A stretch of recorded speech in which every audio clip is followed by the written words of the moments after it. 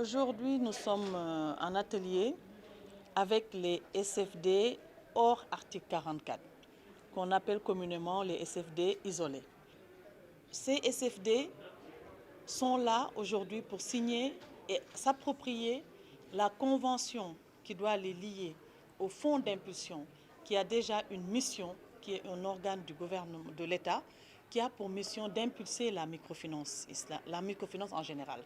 Plus particulièrement aujourd'hui, nous créerons le volet impulsion de la microfinance islamique, qui concerne ces SFD au article 44, qui devraient s'approprier la convention qui devrait leur lier avec le FIMF et éventuellement comprendre la relation entre le FIMF et le Promise, c'est-à-dire les actions du Promise qui passeront par le FIMF pour arriver sur ces SFD, vers ces SFD hors article 44. L'émergence du Sénégal ne peut pas se limiter à une région, parce que ce serait la somme de différentes localités de notre pays, la somme de l'émergence des différentes localités qui fera l'émergence du Sénégal. Donc il faut un développement économique dans les différentes localités.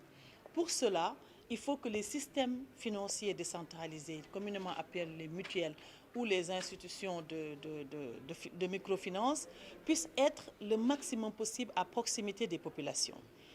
Alors, et la cible, comme vous le savez aujourd'hui, dans notre pays, la politique nationale du président de la République, c'est de développer l'économie sociale et solidaire. Et qui est à la base de l'économie sociale et solidaire dans la plupart du temps, ce sont les femmes. Donc, comme vous le voyez tout à l'heure, nous, les femmes, représentent une part importante dans nos objectifs de financement.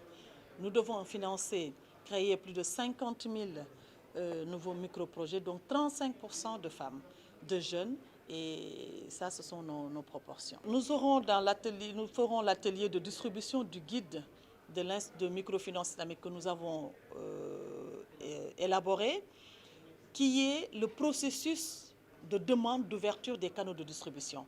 Parce que, comme vous le savez, les fonds de refinancement ne pourront pas mettre en place si les voies à suivre par l'argent ne sont pas mises en place. Et sur ces voies-là, la réglementation, c'est la BCEAO et la direction de la réglementation des systèmes financiers décentralisés au niveau du ministère des Finances du Sénégal qui devrait donner ces autorisations-là.